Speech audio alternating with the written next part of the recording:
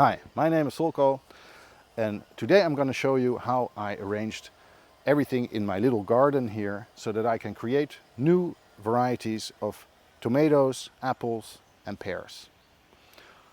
I'll take you on a little tour and show you how I set everything up.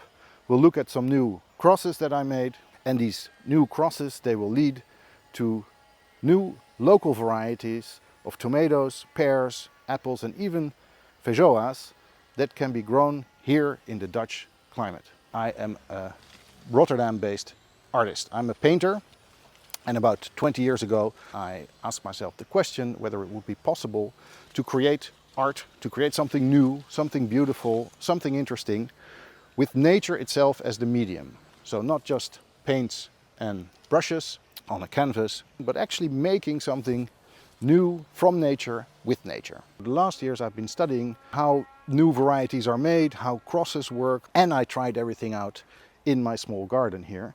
And that has resulted, surprisingly enough, in a simple low-tech method with which a person like me, with a very, very small garden, can develop and create new varieties that are valuable also for the local economy and that actually are worthwhile growing on a commercial scale.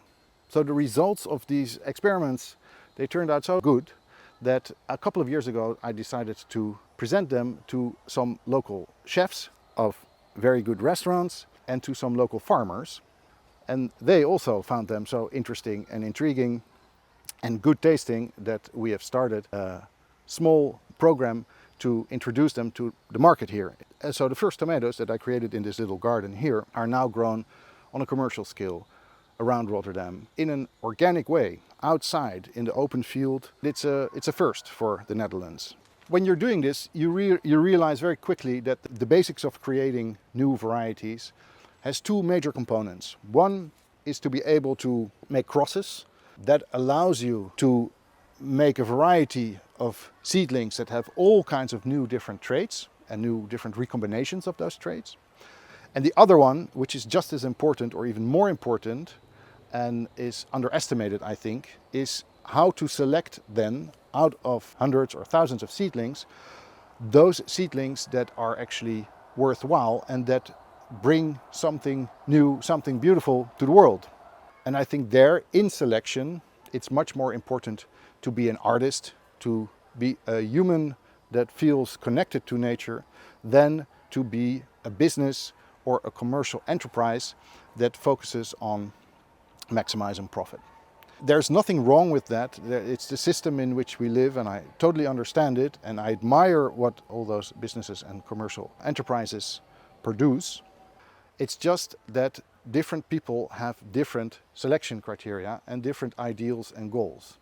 What I find interesting is to select as an artist and to select purely for flavor, for beauty, but also for harmony. And with harmony I mean that the plant is actually really adapted to your local conditions, to your local climate, that it is resistant to all the local diseases, that it can live together with the local insects and produce something that is very interesting and adapted to the local cuisine and the local habits of the people who live there and what they want to eat.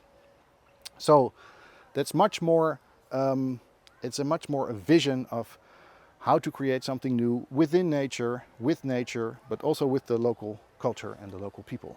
My takeaway is not that you would want to create one sort of final perfect variety of something, but that you want to create constantly in harmony with the way the world is changing, the climate is changing, the culture is changing, that you just want to keep creating new varieties, and that the flavor and the resistances and the adaptedness of these plants, they evolve together with the rest of nature.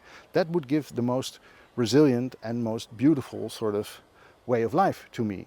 While I like to work much more as an artist and just start creating the things that I find beautiful, also artists have to live. So even though in the process of creation an artist doesn't really think about the commercial applications of it, once you've found something very, very beautiful, of course also an artist wants to present that to other people and to the market.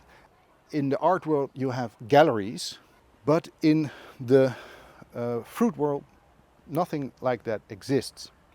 And because something like that didn't exist yet, sort of an art gallery for small fruit breeders where they can present the results once they already achieved them, and then try to get the best possible development of them, commercial development for their varieties. And that's why I started Bontegout. And on this channel you will be able to see in the coming years how we will develop that, and whether that will grow into something interesting.